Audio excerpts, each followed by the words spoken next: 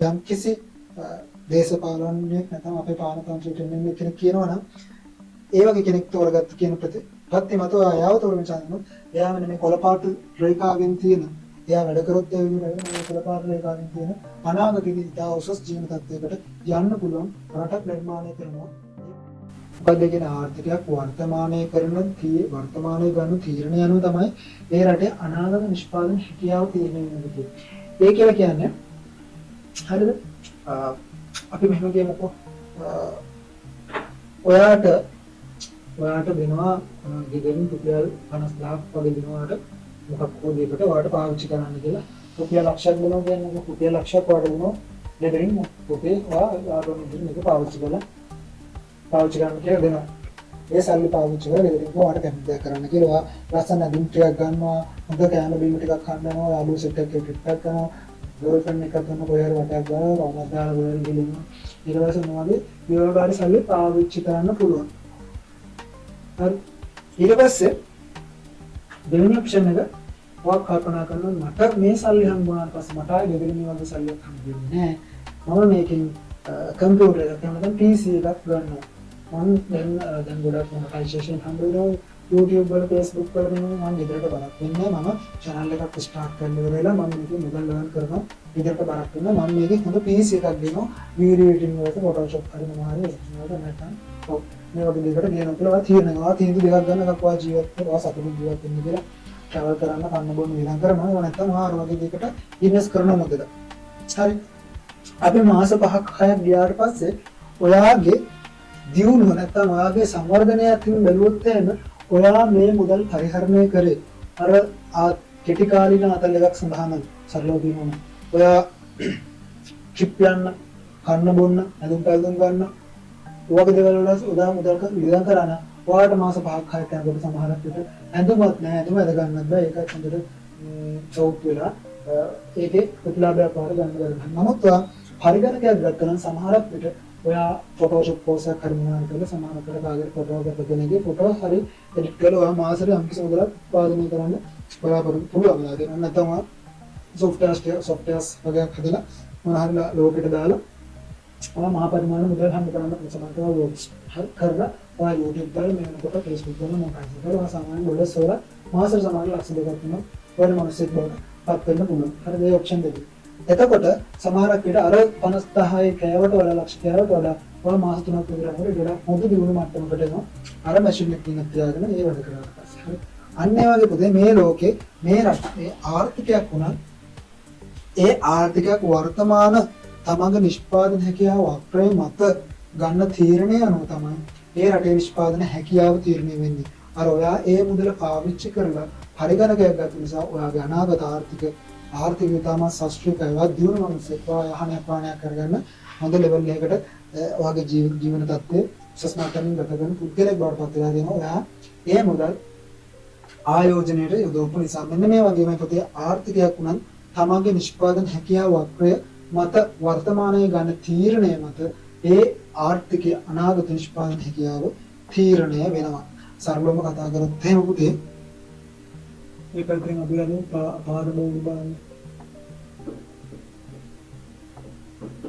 පාරිභෝගික භාණ්ඩ හරි මේ පැත්තේ දානවා නාද ප්‍රාග්ධන භාණ්ඩ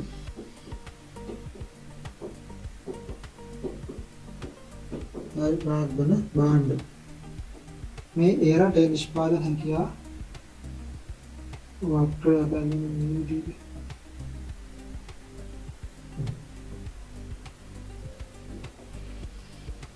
මේ ඒ රටේ නිෂ්පාදන හැකියාව වක්‍රය හරි ඒ රටේ නිෂ්පාදන හැකියාව වක්‍රය මේ ආර්ථිකයේ පුතේ අපි ඔන්න මෙතන PPC කියලා දාමු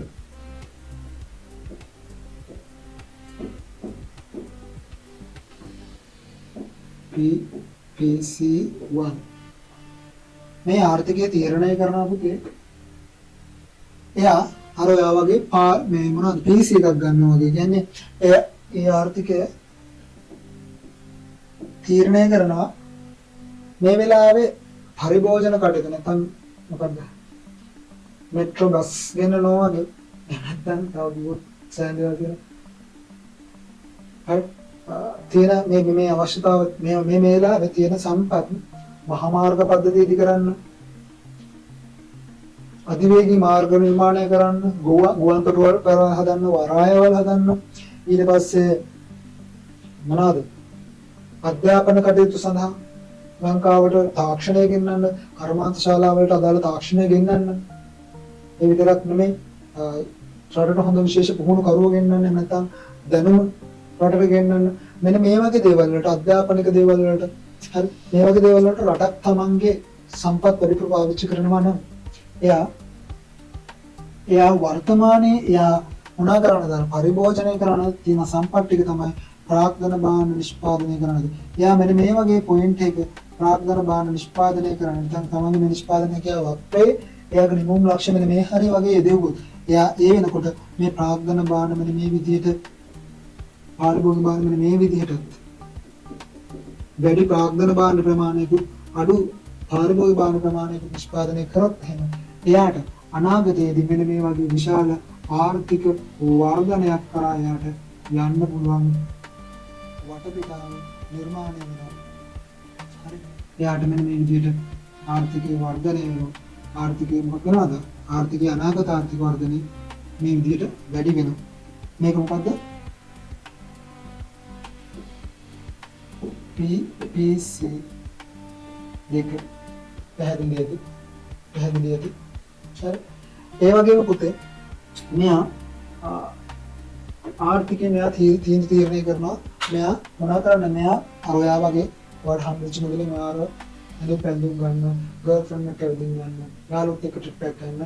ඔයගේ තමන්ගේ පරිභෝජන කටයුතු වලට ආර්ථිකය මුදල් වැය කරොත් ඒක වැරද්දක් නෑ. මේ දෙකේම පුතේ වැරද්දක් නෑ. හැබැයි නමුත් දීර්ඝකාලීන ආර්ථික වර්ධනය අතින් ජීවන මිනිසුන්ගේ දීර්ඝකාලීන ජීවන තත්ත්වය අතින් ඉතාමත් ශාස්ත්‍රීය ජීවත් වෙනවා. මිනිසුන්ට මොනවා කරන්න සිදුනවද? වර්තමාන පරිභෝජනය අධෛර්යමත් කරන්න සිදු වෙනවා. වර්තමාන පරිභෝජනය අඩු කරන්න වෙනවා. වර්තමානයේ කට්ටක් යවුවොත් තමයි අනාගතයේදී වඩා යහපත් ප්‍රතිඵල ලබා ගන්න පුළුවන්. මේ වගේ සරල ගානක් පැහැදිලි කළොත් මේ ආර්ථිකයක් පවා වෙන මේ වගේ අපි මේ සාමාන්‍ය නිෂ්පාදනයක් වගේ මේ හරිය වගේ මේ නිෂ්පාදනය තීරණය කරනවා කියමුකෝ. මේ වගේ නිෂ්පාදනය තීරණය කරොත් මෙයා පාරිභෝගික භාණ්ඩ පැත්තෙන් ඉතා ඉහළ නිෂ්පාදන අත්පත් කරනවා. ඉහළ නිෂ්පාදනයක් අත්පත් කරනවා. ඒ වගේම එයා ප්‍රාග්ධන භාණ්ඩ පැත්තෙන් ඉතා පහළ මේ වගේ නිෂ්පාදන නිමුම් ලක්ෂ්‍යවල මාන ප්‍රාග්ධන භාණ්ඩ අඩු නිෂ්පාදනය කරනවා. නමුත් පාරිභෝගික භාණ්ඩ තමත් වැඩි නිෂ්පාදනය කරනවා. නමුත් මේ වගේ ආර්ථිකයක මොනවා වෙනවද? ආර්ථිකයේ වර්ධනය වෙනවා. හැබැයි කොහොමද මේ වගේ තා විශාල පින්මත් අයන පුරාවරණ දාරිත කියලා බෑ. මෙයා වර්තමානයේ පරිභෝජනයේ ශක්තිමත් කරොත් මෙයා නිකන් චූටි පොඩි පින්මත් තමයි මෙන්න මේ විදිහට පනින්න පුළුවන් වෙන්නේ. හේතුව මෙයාගේ සම්පත් වලින් වැඩි කොටසක් මෙයා පාවිච්චි කරන්නේ මොන සඳහාද? පාරිභෝගික භාණ්ඩ නිෂ්පාදනය. එතකොට මේ වගේ ආර්ථිකයක් පුතේ මේ වගේ ආර්ථික සංවර්ධනය ඉතාමත් මන්දගාමී. මොකද්ද?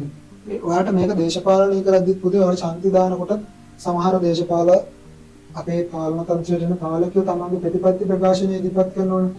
එතකොට ඔයා කල්පනා කරනවා නම් මට අවශ්‍ය වෙන්නේ අනාගතයේ ජීවත් වෙන්නම නෙමෙයි. තව අවුරුද්දකින් සමහරව මම මැරිලා තව අවුරුද්දකින් ඉඳිදී මට මේ ඉන්න කාලේ සතුටින් ජීවත් වෙන්න සහනාධාරයක් හරි දෙනවා නම් අන්නේ ප්‍රතිපත්ති දෙන පාලකයට තමයි මම ඡන්ද දෙන්න කියලා එහෙම පාලකයෙක් තෝරගන්න පුළුවන්.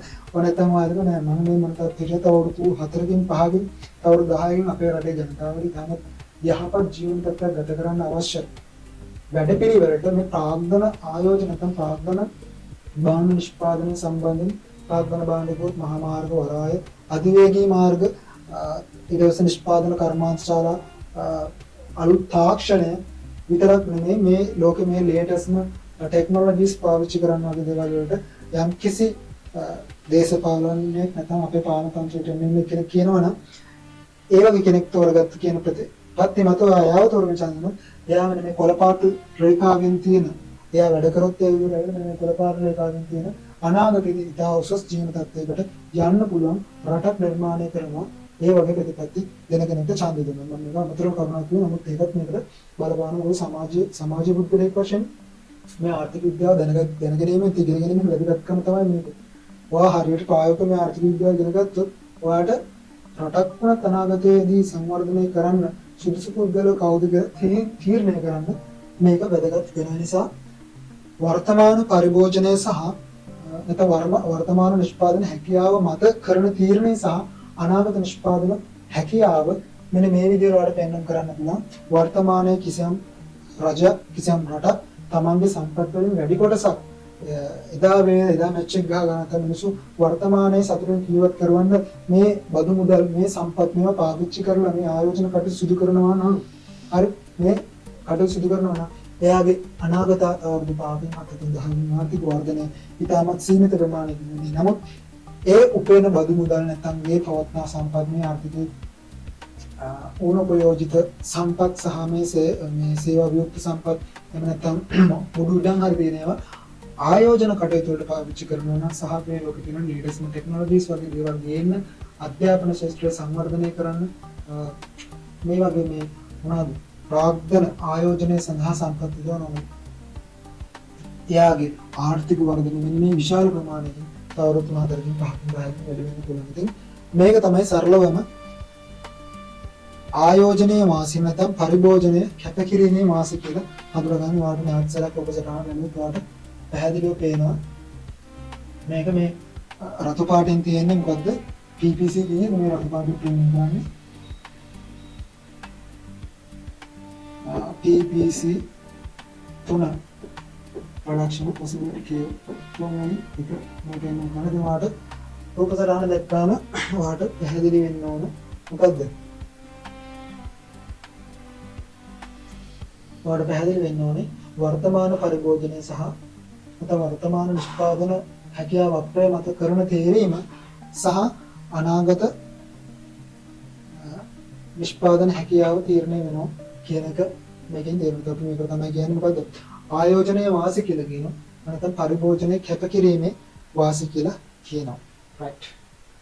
අපි යන් ඊළඟ කොටසට